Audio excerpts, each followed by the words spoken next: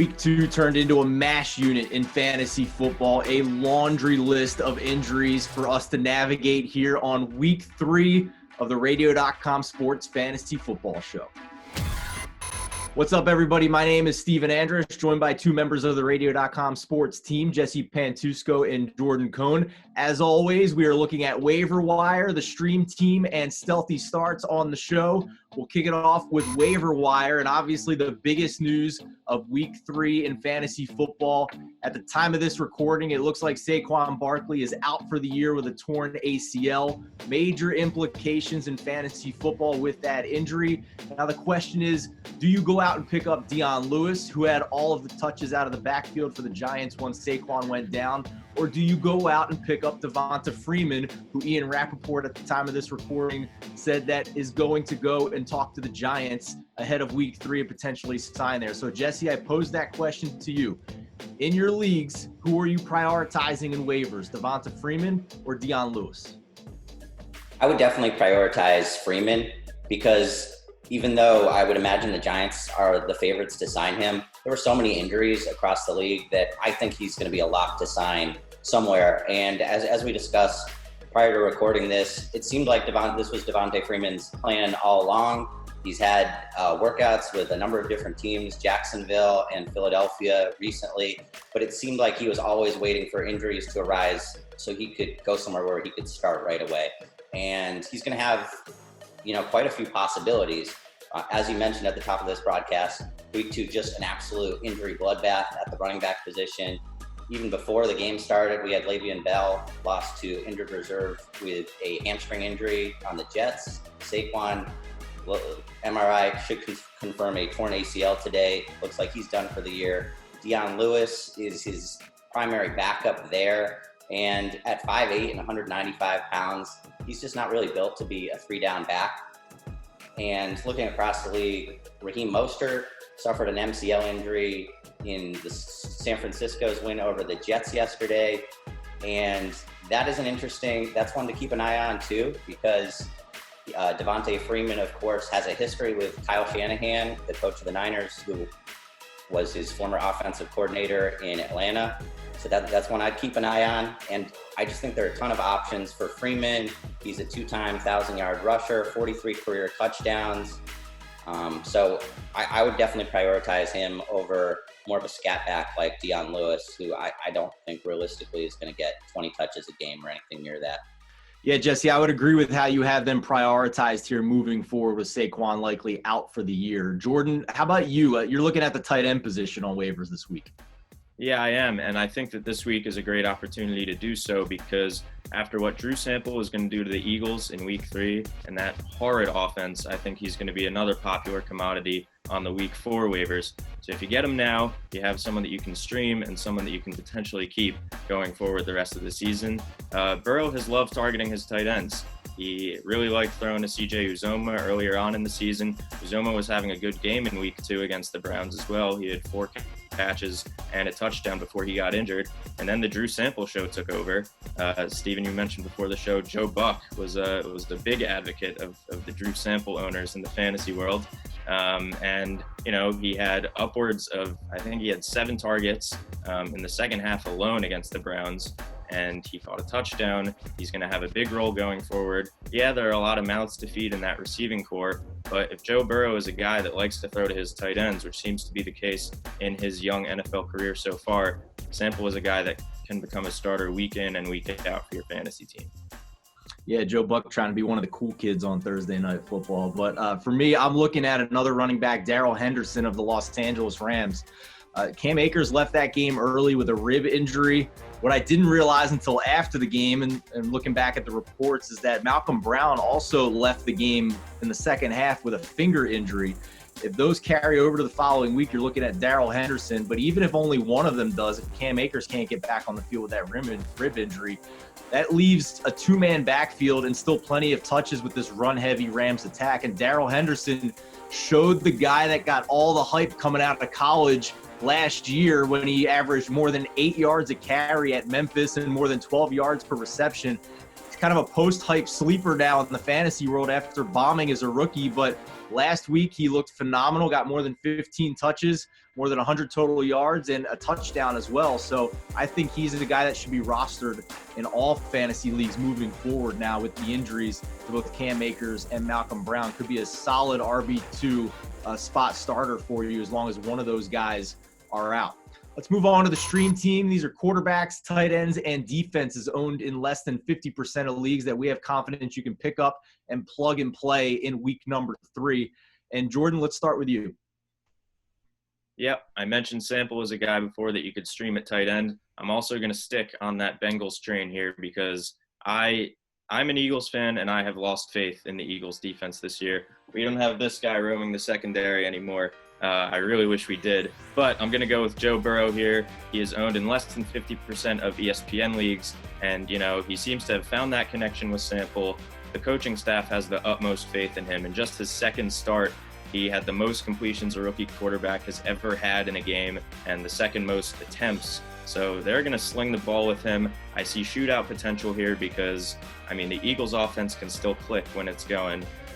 And so I see Burrow, having a huge role in putting up big numbers against the Eagles in week 3. And really a good week for streaming quarterbacks. You mentioned Burrow. You also have Ryan Tannehill out there this week against Minnesota. You got Gardner Minshew this week out there against Miami. So a lot of good options if you miss out on our top pick of Joe Burrow. I'm going to talk about streaming tight ends this week, and it was really down between 2 for me. And Jesse has one of them as his stealthy start, so that made it easy for me. I'll go with the other. So stick around here. We'll give you the other tight end option here at the end of the show. But I like Mike Gesicki as my stream team option among tight ends. In week 2, we saw what everybody was so excited about coming into the season with Gesicki. He had 11 targets in week 2, 8 catches, 130 yards, and a touchdown. With the preseason injuries and opt-outs that the Dolphins had at wide receiver, that basically makes Gesicki their slot receiver now moving forward as a tight end. He gets to take on Jacksonville this week. Note the Thursday game for Gesicki, so get him in your lineup if you have that option. I just love his upside. He's an athletic freak, and really this should be the final week that we should even be able to mention. He should be owned in far more than 48% of leagues at this point in the season. Streaming defenses for you, Jesse. This is one that nobody liked in week 1, but the schedule really sets up for them well here moving forward, especially in week 3. Yeah, if you're going to go the streaming route on defense this week, I think Tampa Bay is one you should definitely look at. Why? Because their week 3 opponent, the injury-riddled Denver Broncos, who are just looking extremely shorthanded and injured at the moment. For starters, quarterback Drew Lock is slated to miss the next 2 to 6 weeks with a shoulder injury, diagnosed with a sprained AC joint in his throwing shoulder, suffered that injury in yesterday's loss to Pittsburgh, with Jeff Driscoll, a career backup, filling in for him.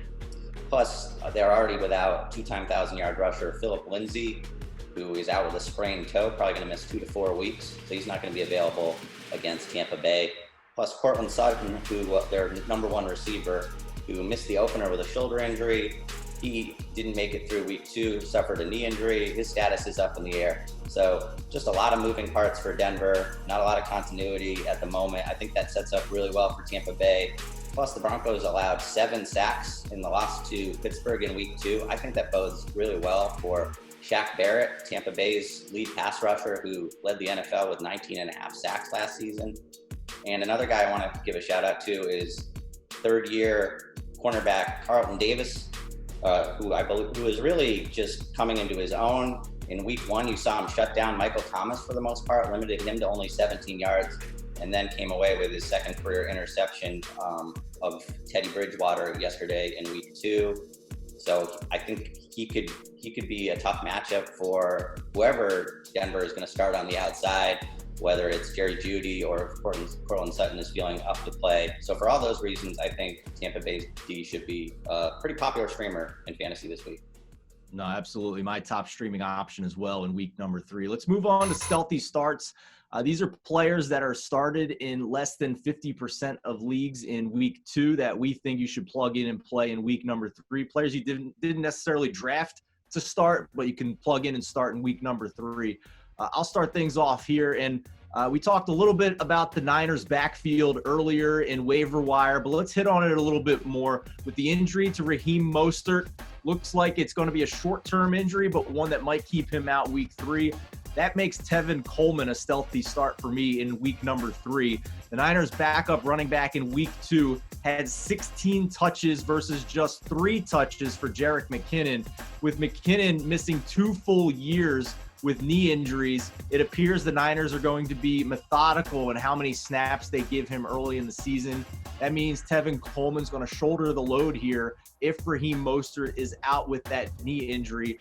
I don't really like Tevin Coleman. I think he's really inefficient at this time in his career. But in this offense with Kyle Shanahan, it's really an in Shanahan I trust situation to get Tevin Coleman enough volume where he's going to produce at least flex or RB2 numbers in week 3 for the San Francisco 49ers. Jordan? I'm going to go with someone who I believe, might be his last time that you can stealthily start.